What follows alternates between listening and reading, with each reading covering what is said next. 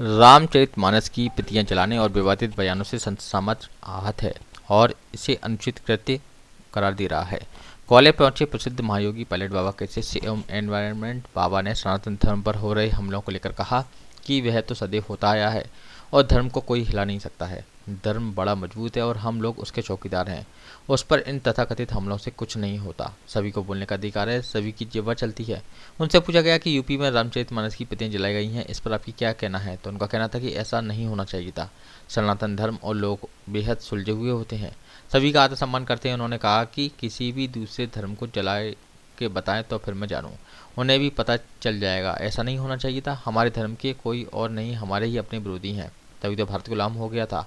मुट्ठी भर अंग्रेजों ने देश भर पर कब्जा कर लिया था, क्योंकि हम सभी एक नहीं हो पाए थे। इसलिए ऐसा नहीं होना चाहिए। अभी देश को आज़ादी हुए 75 साल हुए हैं। ऐसा ना करें कि लोग आने वाली पीढ़ी उनकी गुलाम हो जाए। इसलिए संत महापुरुष संस्कार, संस्कृति और सभ्यता को मजबूत कर रहे हैं। गुलामी की ओर आने वाली पीढ़ी ना बढ़े, और जो लोग ऐसा करते या बोलते हैं उनकी मानसिकता अभी गुलामी की तरह है और आत्मा किसी दूसरे देश की होगी। ये चल रही हैं, सनातन पर उंगलियां उठ रही हैं, उस बारे में क्या कहना चाहिए? वो तो सदैव काल से चला आ रहा है और धर्म को कोई हिला नहीं सकता है। सनातन धर्म बड़ा मजबूत है, ठीक, और हम लोग उसके चौकीदार हैं। जी। और उस धर्म के चौकीदारों को कौन हिला सकता है? तो धर्म तो बहुत बड़ी चीज़ गई ना प्रभु। तो वो धर्म के प्रचार प्रसार करते हैं, बाकी जिसकी जो इच्छा वो बोले। ये स्वतंत्र है, सबको अधिकार है अपनी अपनी इच्छाओं को ही प्रकट करने का। तो जिज्ञा सबकी चलती है।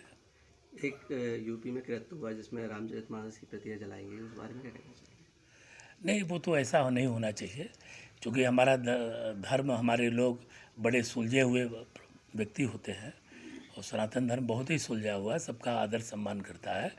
और किसी दूसरे धर्म को लोग जला के दिखा दें तो मैं जानूँ फिर, तो उनको पता चल जाएगा।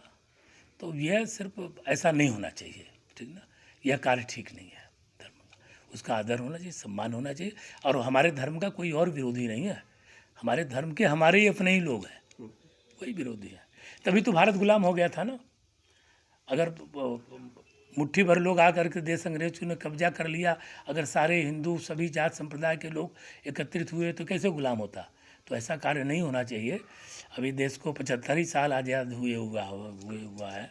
ऐसा न करें लोग कि आने वाली पीढ़ी उनकी गुलाम हो जाए। तो संत महापुरुष इसीलिए संस्कार और संस्कृति और सभ्यता सबको हम लोग मजबूत कर रहे हैं कि गुलामी की ओर आने वाली पीढ़ी न बढ़े।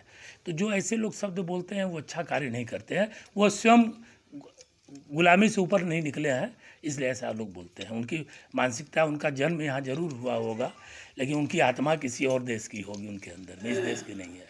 शरीर धारण करके यहाँ पे हैं।